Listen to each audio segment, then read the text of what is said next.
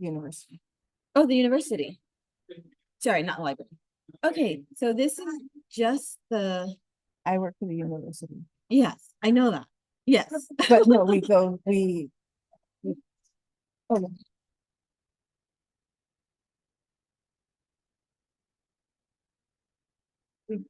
oh, Mariah sent their thing to the marketing team for the university, and they decided they want to depose it across the university pages. Which streams that though? The university. So Like just we get a code and we get the code into our website link and it just goes live. Yeah. So as long as they approved it, which they created, I think it just goes through. Okay, cool. Yes. I'm sorry, I swear I'm good at this. No, it's fine. I had something really weird happen. I'll tell you about later. I usually use Google Meet, but I got a paid Zoom account and used it for a meeting, and something really weird happened. I'll tell you about it after. Okay, so you're gonna introduce me and then I'll walk on. It's not on. Do you want it? Okay. I'm gonna give it about like 3 minutes. Laurel, this is Alessandra. Looking for the red one. I don't know. We had to get some gluten-free, gluten-free. Yeah, not actually gluten-free, but yeah. we have none of them.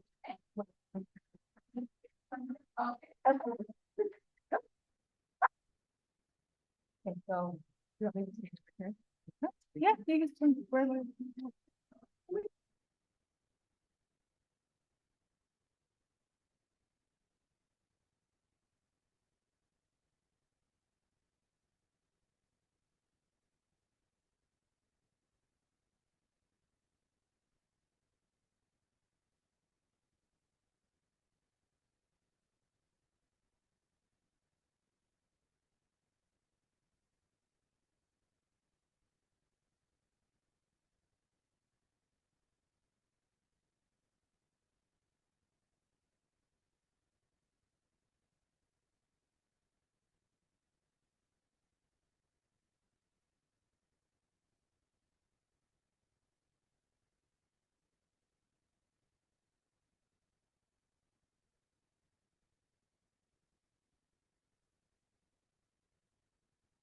Okay, we're going to start about a minute.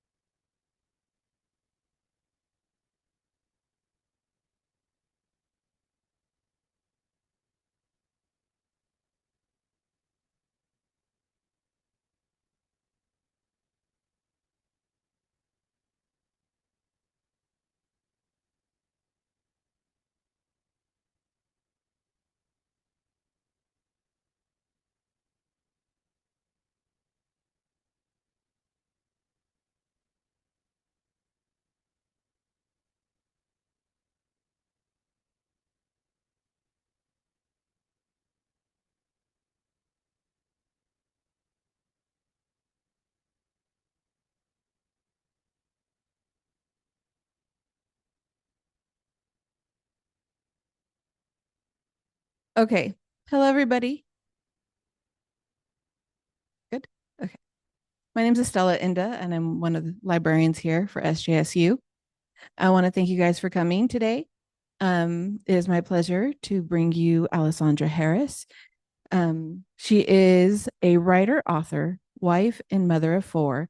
She's earned degrees in comparative religious studies, Middle East studies, and a graduate certificate in restorative justice and chaplaincy.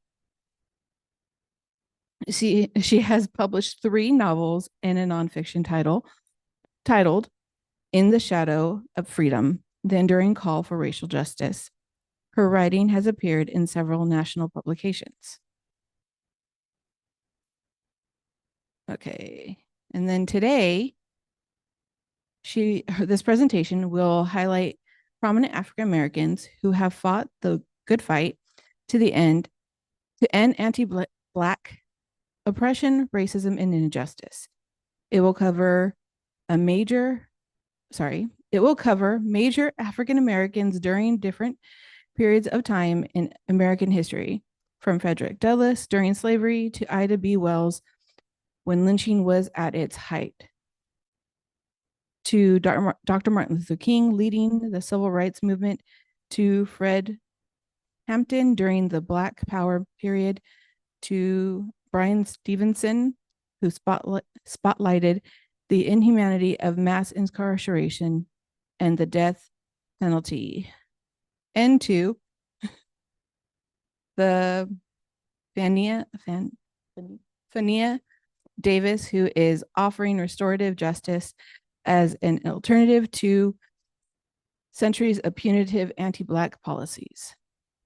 African Americans have overcome much in which this presentation will honor.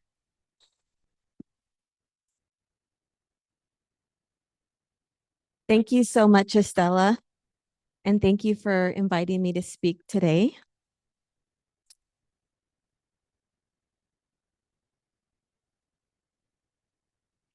So like Estella said, I'm going to be giving profiles of African Americans who have struggled for racial justice, and that struggle has led to many of the rights that African Americans have today. I'm going to start with Frederick Douglass, who is pictured here, and some of the snapshots that I have on the presentation are Frederick Douglass at different ages. The narrative of the life of Frederick Douglass, an American slave, which I will talk about. His first wife, who's pictured on the bottom right, and then his second wife, who is pictured in the middle with Frederick Douglass. So Frederick Douglass was one of the most prominent African American men who was born into slavery, escaped to freedom, and spent the remainder of his life fighting for Black Americans' rights. He was born Frederick Augustus Washington Bailey in Talbot County, Maryland, to his mother who was enslaved and a white father whose identity Douglass never knew. In 1838, at age 20, Frederick escaped to the North with the help of Anna Murray, a free Black woman who would become his first wife, pictured, and he adopted the name Douglas to hide his identity. The two were married for 44 years and had 5 children. Douglass became a world-renowned orator, author, and leader in the abolitionist movement. His first memoir, Narrative of the Life of Frederick Douglass, an American Slave, was published in 1845 and became a national bestseller. It detailed a firsthand account of the true horrors of slavery. He established his own abolitionist newspaper, the North Star, 2 years later in 1847. In 1884, about 2 years after Murray's death, Douglass married Helen Pitts, a white abolitionist and suffragist who was 20 years his senior. This caused quite the controversy. I'm going to discuss how he fought against an unjust law and even urged people to physically fight back. The Fugitive Slave Clause of 1793 is found in the Constitution, Article 4, Section 2, Clause 3, and required that anyone who is enslaved and runs away should be returned to bondage. While northern states abolished slavery and southern states continued to force Black people to work on forced labor camps, what we call plantations, it became a point of contention when Black freedom seekers escaped and found freedom in the northern states. The Fugitive Slave Act law of 1850 was the result of that conflict over the returning of enslaved people who escaped slavery in the American South and were now living as free persons in the American North. The act was part of the Compromise of 1850, which was supposed to ease the tensions between Northern and Southern states. To appease the pro-slavery enslavers, the fugitive slave law was far more stringent, and the federal government was now commissioned to search for free Black people in the North and return them to slavery in the South. Even Black people who had been free most of their lives or were never enslaved were now at the risk of enslavement. Federal marshals enforced the law and mandated state and local authorities to comply with it as well. People who opposed the law or hid free persons who had escaped slavery would face stiff fines and sentences of up to 6 months in prison. Frederick Douglass resolutely condemned the fugitive slave law. Having lived in the awful, dehumanizing system of slavery, he argued that Black people had the right to use violence to resist the fugitive slave catchers. In his own words, he said, quote, "It can never be wrong for the imbruted and whip-scarred slaves or their friends to hunt, harass, and even strike down the traffickers in human flesh."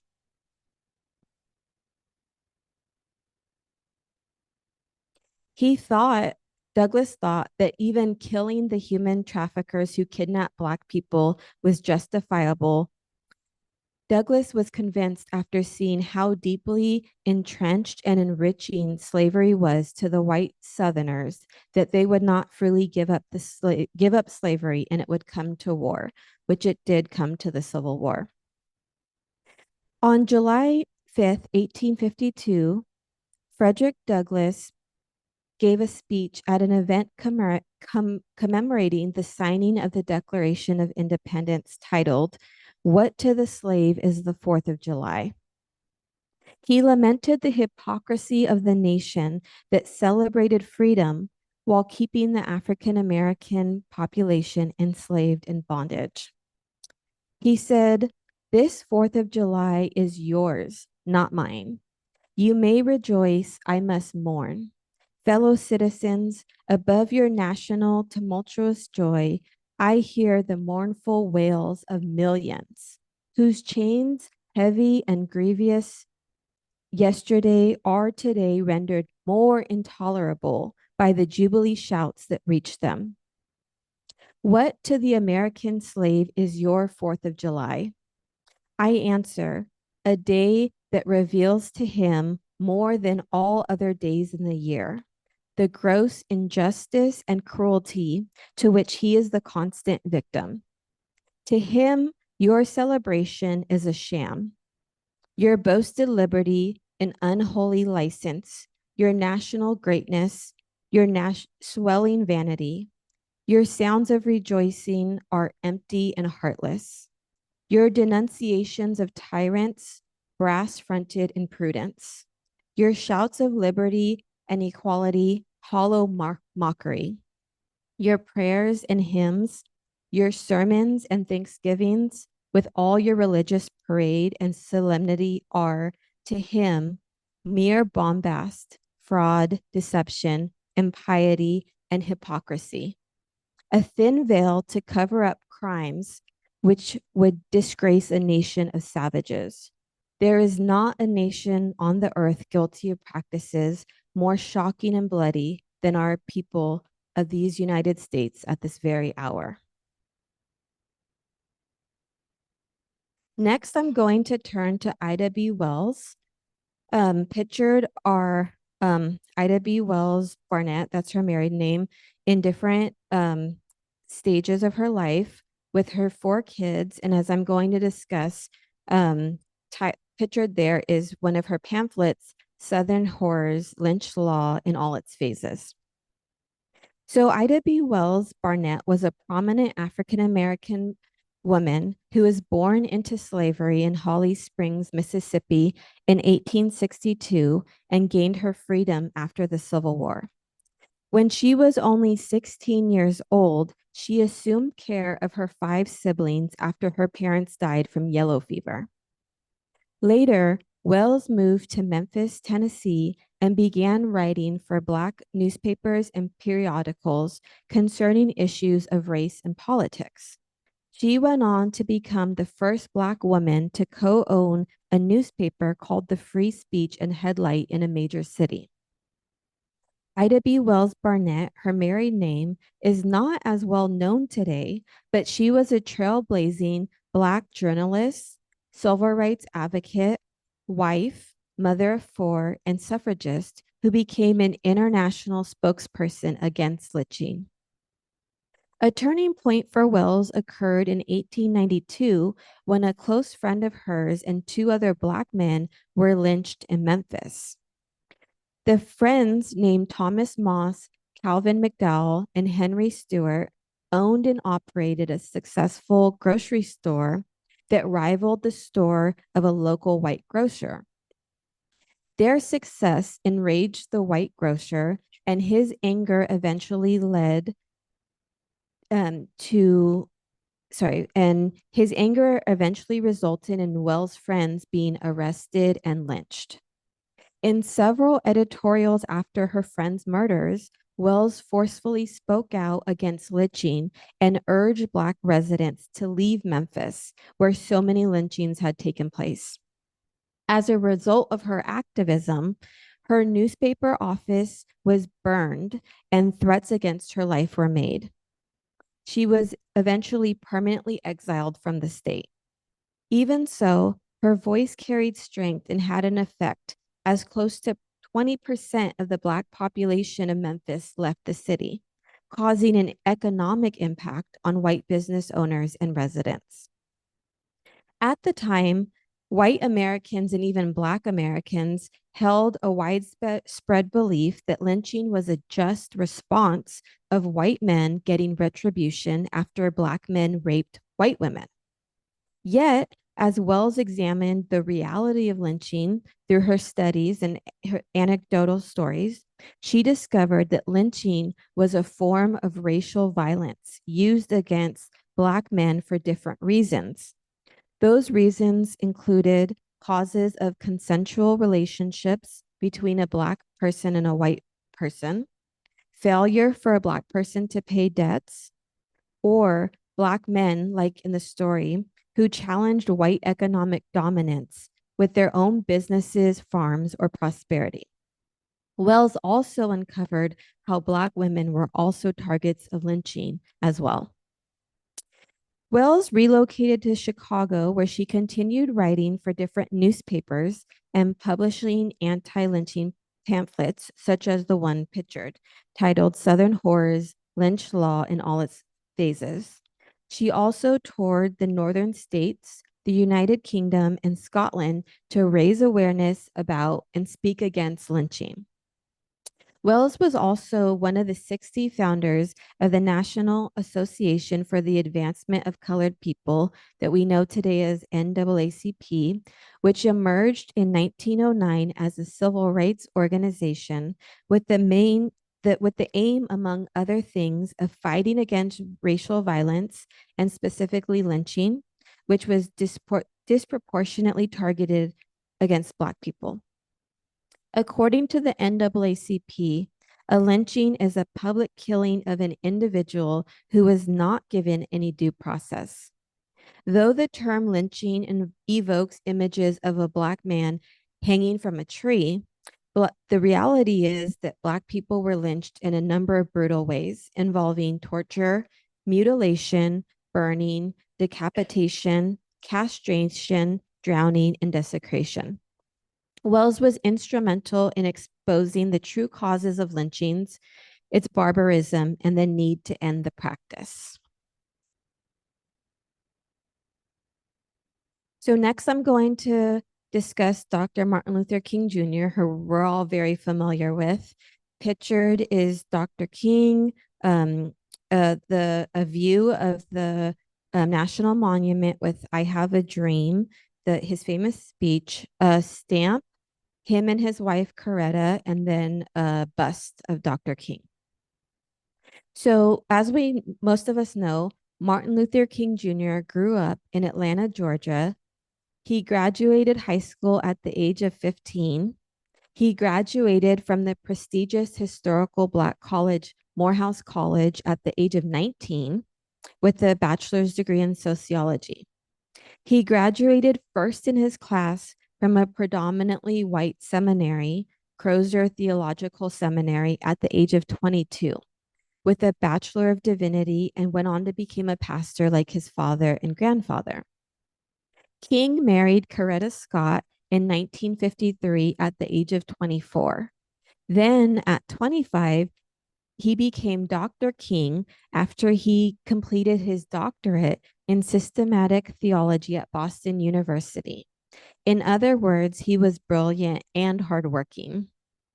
In 1954, the same year he graduated from Crozer Theological Seminary, the landmark Brown versus Board of Education case was decided, which established that racial segregation in public schools is unconstitutional and overturned the separate but equal doctrine.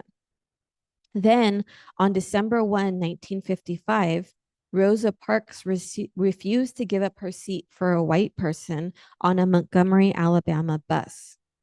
4 days later, 26-year-old Dr. King was unanimously elected president of the Montgomery Improvement Association to lead the Montgomery bus boycott. Under his leadership, the boycott lasted for 381 days, during which time 90% of Black riders participated, cutting revenue for the bus company by 65%.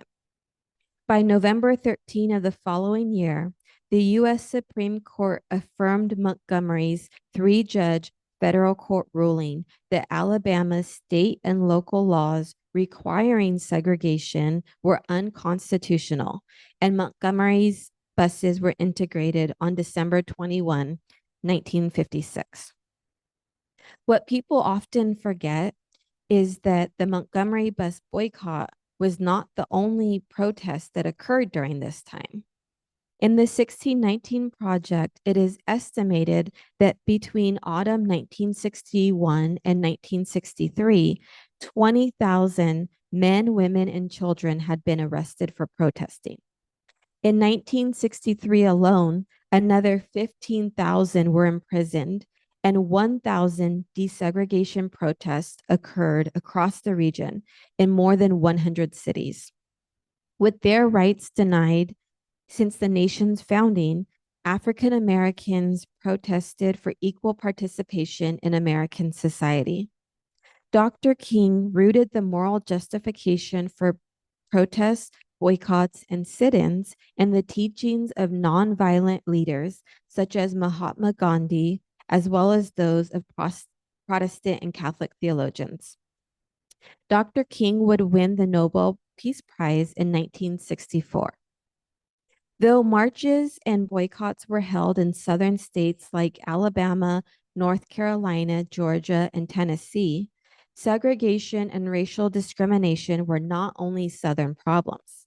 They were entrenched in federal and business policy throughout the country.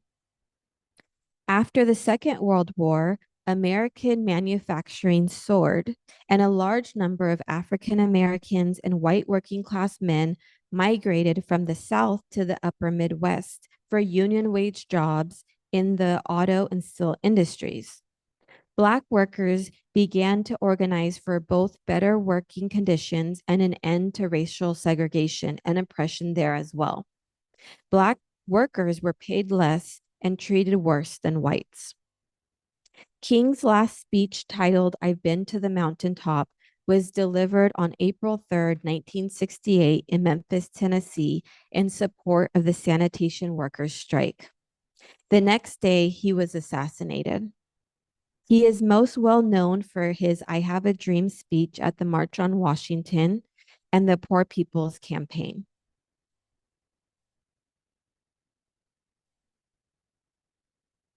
The next person I'm going to spotlight is Fred Hampton. There's different pictures of Fred Hampton on the slide, including his girlfriend and a raised black fist. So Fred Hampton was born in Summit, Illinois, which is a southwest suburb of Chicago. He was a pre-law student in junior college and became active in the NAACP as the leader of the Youth Council, which he expanded to more than 500 members. Hampton learned about the Black Panther Party and in November 1968 moved to downtown Chicago to work with the Illinois chapter. There are many misconceptions about the Black Panther Party. To give a short summary, after the civil rights movement had failed for many to change the substandard living conditions, police brutality, and high levels of employment and underemployment that the majority of Black people in the inner cities and rural communities faced, a new generation of Black activists in the late 1960s began to organize. The rupture of nonviolent civil rights movement and the Black Power movement occurred the summer of 1966, when a leader of the Student Nonviolent Coordinating Committee, Kwame Ture, then known as Stokely Carmichael, coined the term Black Power during a march in Mississippi that summer. Ture said, quote, "We've been saying freedom for 6 years. What we are going to start saying now is Black Power." The Black Panther Party for Self-Defense, BPP, emerged during this time in Oakland, California that same year. It was founded by Huey P. Newton and Bobby Seale. The BPP represented the institutionalization of Malcolm X's notion of self-defense. The BPP arguably became the most influential revolutionary nationalist organization in the United States and had 4 main components. 1, the saliency of armed resistance. 2, a tradition of community service. 3, a commitment to the self-determination of all people, regardless of color. And 4, a model of political action for oppressed people. The BPP grew into a national organization, and during its peak distribution between 1968 and 1972, its newspaper, The Black Panther, sold an average of 100,000 copies per week. They created free breakfast programs for children, free clothes and shoes programs, liberation schools, armed security patrols, and other community projects. As I said earlier, Fred Hampton joined the BPP in Illinois. With the charismatic personality and effective public speaking skills, he grew in the ranks of the chapter and was appointed deputy chairman. In April 1969, Hampton formed the Rainbow Coalition with the Latino group, the Young Lords Organization, and the working class white group, Young Patriots, to confront issues like police brutality and substandard housing. Their goal was not only to provide programs and services for the poor, but also to work together to end capitalism. Their mission provoked increased scrutiny of Hampton and the Black Panther Party by the FBI and Chicago Police Department. William O'Neill, an FBI informant who infiltrated the Black Panther Party, became Hampton's trusted friend and bodyguard. But it is believed that on December 3rd, 1969, O'Neill drugged Hampton's drink, rendering him defenseless on the night an FBI raid killed Hampton at age 21, along with fellow Panther Mark Clark, who is 22. At the time, his fiancee, Deborah Johnson Pitchard, was 9 months pregnant and sleeping. The criminal charges filed against the other 7 Panthers who had been present the night that night were dropped as the FBI and the police's illegal actions became clear. Fred Hampton is most known for advocating for racial equity and community programs.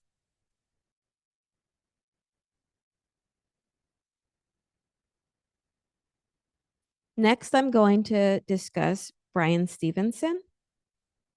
And as pictured, Bryan Stevenson, his best-selling book, Just Mercy, and then the book that became a movie, Just Mercy. And on the bottom right is a picture that I'll discuss. So Bryan Stevenson was born in Milton, Delaware in 1959, and he grew up when the civil rights movement began to reach a fever pitch. According to the Equal Justice Initiative's website, Mr. Stevenson has argued and won multiple cases at the United States Supreme Court, including a 2019 ruling protecting condemned prisoners who suffer from dementia, and a landmark 2012 ruling that banned mandatory life imprisonment without parole sentences for all children 17 and younger. Mr. Stevenson and his staff have won reversals, relief, or relief from prison for over 140 wrongfully condemned prisoners on death row, and won relief for hundreds of others wrongfully convicted, or unfairly sentenced.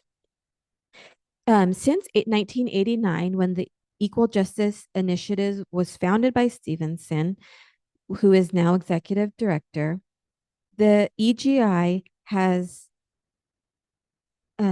spent years and thousands of hours researching documented lynching in the United States.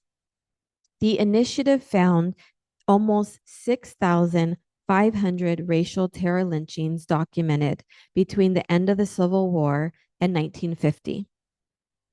With public support of lynchings decreasing in the United States, and with the acknowledgement that mob violence against African Americans was tarnishing the country's image abroad, there was a need for America to change.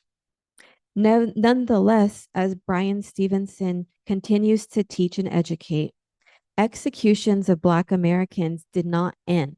They became state-sanctioned. The decline of lynching in America, Bryan Stevenson explains, relied heavily on the increased use of capital punishment following court trials and accelerated unreliable legal process in state courts. The death penalty's roots are clearly linked to the legacy of lynching. Single state studies. Okay, by the end of 1930s, court-ordered executions outpaced lynchings in the former slave states for the first time. 2/3 of those executed were Black, and the trend continued. As African Americans fell to just 22% of the Southern population between 1910 and 1950, they constituted 75% of those executed in the South in those years.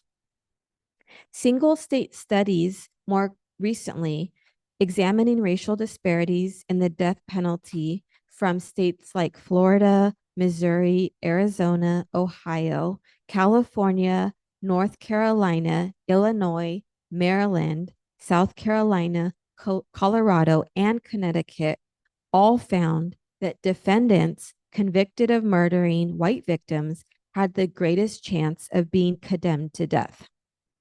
A multi-state study in 2004 analyzed data from 1977 through 1999 in 31 states and found that Black murders of white victims received the harshest penalties. In 8 states, the ratio of death sentences for those type of murders range from 2.9 to 23.2 times higher than death sentences for Black murders of other Blacks. Today, Black people make up 14% of the US population, but account for 41% of those on death row, which is almost 30 points higher than the national population. Mr. Stevenson has also talked about the lack of reconciliation and truth processes in our country. Unlike South Africa, in the case of the Truth and Reconciliation Commission, Germany in the Nuremberg trials after the Holocaust, or the National Unity and Reconciliation Commission after the Rwandan genocide, the United States has not only been unwilling to confront its history of racism, but continues to perpetrate it. As Stevenson argues, America has never systemically and publicly addressed the effects of racial violence, the criminalization of African Americans, and the critical role these phenomena have played in shaping the American criminal legal system. To address and remedy this collective forgetting, the Equal Justice Initiative opened the National Memorial for Peace and Justice in Montgomery, Alabama on April 26, 2018. And that's the bottom right picture. According to the EGI website, it is the nation's first memorial dedicated to the legacy of enslaved Black people, people terrorized by lynching, African Americans humiliated by racial segregation and Jim Crow, and people of color burdened with contemporary presumptions of guilt and police violence. A memorial square on the site displaying 800 6-foot monuments symbolizes the thousands of victims of lynching in the United States. Stevenson is probably most well known for his 2014 book, Just Mercy, a story of justice and redemption. It is a memoir that details his experiences working as an attorney advocating for the poor and marginalized and wrongly convicted. It was made into a movie that primarily focused on the case of Walter McMillan, who was sentenced to death for a crime he did not commit. So the last person I'm going to profile today on a more positive note is Fania Davis. Pictured is Fania Davis, her book, The Little Book of Race and Restorative Justice. The 4 young girls who were killed in the 16th Street Baptist Church in Birmingham in 1963. Our Joy, which is, I'll talk about an example of a circle process, and then the words restorative justice. So Fania Davis is a longtime social justice activist who was born in Jim Crow segregation in Birmingham, Alabama. When Davis was 15 and growing up, she lost 2 close friends in the September 1963 bombing of the 16th Street Baptist Church that killed 4 young Black girls and injured more than 20 congregants. Her sister is Angela Y. Davis, who we probably all know, former political prisoner accused of murder during the Black Power movement, who became a social justice icon as a decades-long prison abolitionist, activist, and professor. Fania Davis has a successful career as a civil rights attorney, and she later went on to earn a doctorate in Indigenous wisdom and is now a leading national voice on the intersection of race and restorative justice, which I'm going to give you a little bit definition what restorative justice is. So she, like I said, she's the author of The Little Book of Race and Restorative Justice. In it, she wrote, quote, "Our nation was born in the horrific traumas of genocide and slavery. Because we have neither fully acknowledged nor reckoned with these twin traumas, much less worked to heal them, they perpetually reenact themselves transgenerationally. Instead of only living with these twin traumas, Davis has invested in restorative justice as a means to trying to heal our country and interpersonal relationships instead of relying on violence. Our criminal legal system today is based on retributive justice, whereby when a crime or harm is committed, the state intervenes, and those charged with violating the law receive payback for wrongdoing in the form often of a fine, probation, incarceration, or even the death penalty. Our system often sidelines the needs and concerns of victims who at best are able to provide a victim witness statement about how the offense affected them or receive compensation. Restorative justice, on the other hand, emphasizes the interconnectedness of all people. It requires a change in how we view crime and punishment from a punitive to a reparative response. Restorative justice is victim-centered and asks, how can the harm be remedied? It also refuses to reduce offenders to their worst acts and seeks to hold them accountable for their wrongdoings. To zoom out, restorative justice is a social movement with indigenous roots that has been growing in the United States since the 1970s and 1980s, that among other things seeks to transform the criminal legal system and stem the tide of mass incarceration today. Both people inside and outside the restorative justice movement in our country have acknowledged and tried to remedy how overwhelmingly white restorative justice has been. But Davis, an African American, has studied the African indigenous roots and writes, quote, in keeping with the worldview and principles of African and other indigenous justice systems, restorative justice invites a paradigm shift in the way we think about and do justice, from a justice that harms to a justice that heals. In our present system, causing someone to suffer creates an imbalance in the scales of justice, and the way to rebalance the scales and do justice is to cause the responsible person to suffer. So in our system today, we respond to the original harm with a second harm. Ours is a system that harms people who harms people, presumably to show that harming people is wrong. This sets into motion endless cycles of harm. Restorative justice, on the other hand, seeks to interrupt these cycles by repairing the damage done to relationships in the wake of a crime or other wrongdoing, and do so in a way consonant with indigenous wisdom, Africa's and that of other traditions. Justice is a healing ground, not a battleground, when looking at it from a restorative justice lens. Keeping aligned with this worldview, Fania Davis is a founding director of restorative justice for Oakland Youth, RJOY as pictured. And on the RJOY website, it describes restorative justice as a set of principles, a philosophy focused on mending broken relationships to create a better future. It is a fundamental shift in the way that we think about and do justice, in the way that we do community. What happens when we stop thinking about justice as an eye for an eye? What happens when we think about harm in ways that in ways that don't involve retaliation or vengeance, but healing and transformation?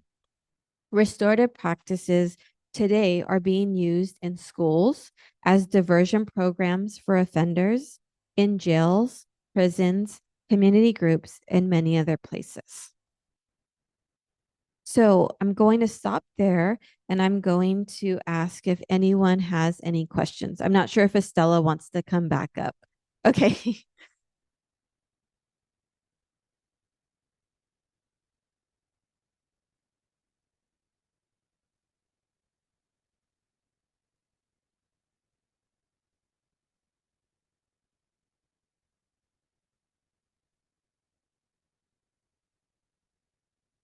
Anybody?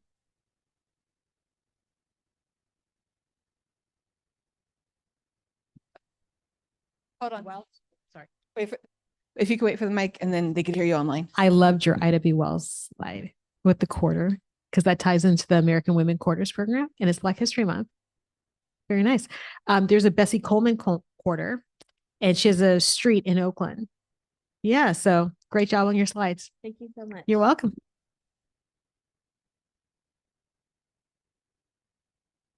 Anybody else?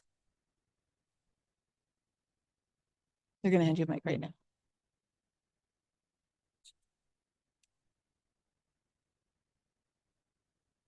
Thank you. Thank you for the presentation. I was curious, there's so many people to choose from, so many leaders. So I was curious about your process of selecting who you highlighted. Well, for Black History Month, I wanted to highlight both recognizable and not as easily recognizable African Americans. And I did want to pick people from different generations of African American history. So from slavery to lynching to the civil rights movement to the Black Power movement to today's death penalty and mass incarceration, which I didn't talk about the mass incarceration as much, and then to something hopeful, restorative justice, which is a new, somewhat new social movement trying to seek to repair a lot of harm that's been caused transgenerationally.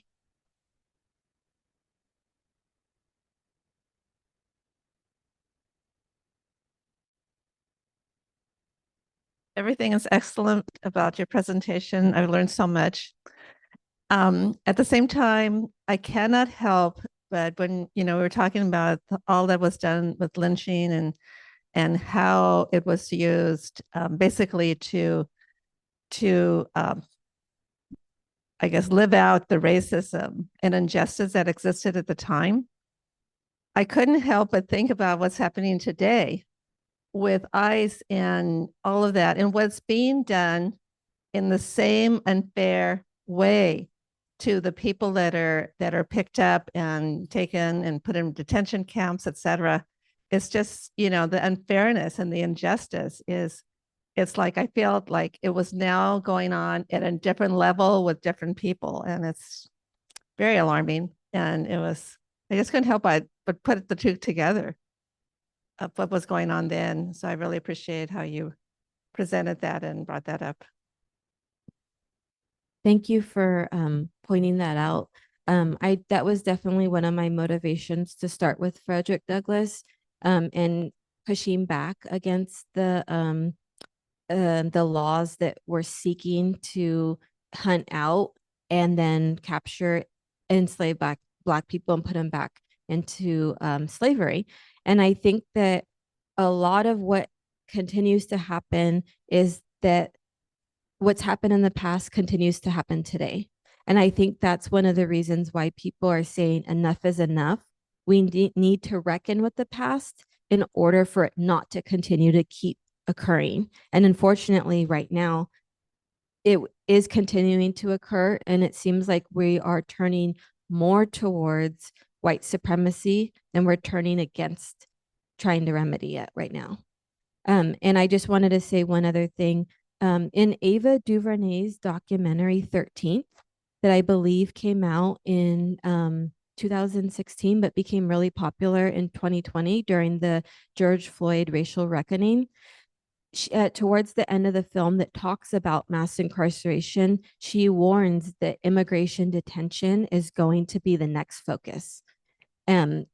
Electronic surveillance and building facilities that people are going to privatize and profit off of immigrants. And unfortunately, we're seeing that exact thing happen.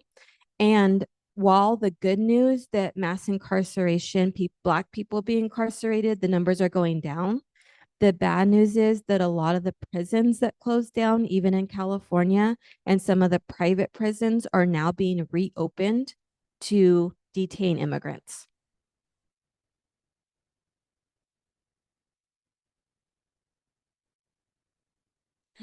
Thank you for your presentation.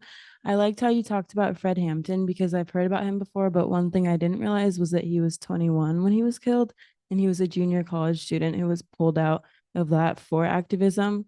And so I'm just wondering, what do you think the role is for college students today or young people in general in pushing back against injustices? I definitely think that young people bring so much energy and passion and motivation to the struggle for justice that every generation in America has faced.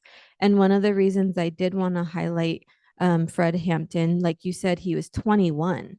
And also, I kind of wanted to parse out how young Martin Luther King Jr. was, because he did so much, you know, and I think he was 36 years old when he was assassinated. 38, 39. Okay, according to the audience member. So I'm sorry, I don't have that. Yeah, it did have the date. So I do think I wanted to point out, especially since San Jose State University is hosting this event, how important young people, whether you're in college or not in college, but especially people who have the privilege to go to college and learn more about our history, learn more about specific studies, they bring their own passions and their own knowledge that only they can bring. And I think every single person has a mission in their life, and that can be working towards whatever they feel like they want to work to, but especially justice in this country.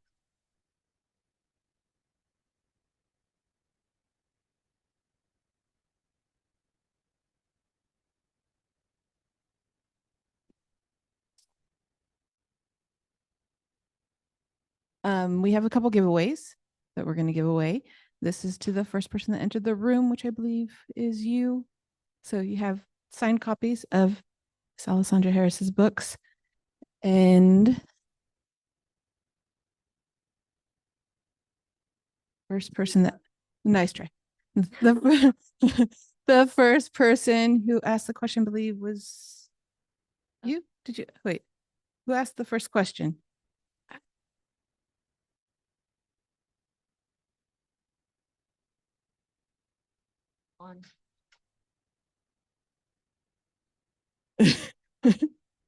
Do you want a copy of all the books? Here you go. And then, yeah, and those two. And then we have some additional copies. Trying to remember who asked questions. Just before you leave, though, the trick is we have to take a picture with you with the books. Even better. And I believe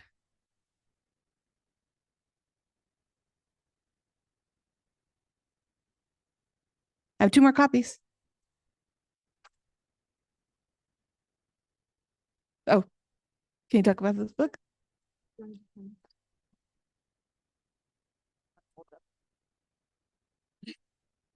So I was asked to give a presentation based on my nonfiction title, In the Shadow of Freedom, the enduring, sorry, I don't even know my own title, The Enduring Call for Racial Justice. So the material that I did present today is about 90% based on this book. So if you're interested in the topic and would like to learn more, then please support a local author and alumni of San Jose State. And then I also have a couple other giveaways that we'll do offline, but this will end the webinar. And thank you guys, everybody, for attending. We also have some lovely brownies from Love's Brownies. Please grab some. We have other snacks if you don't want chocolate.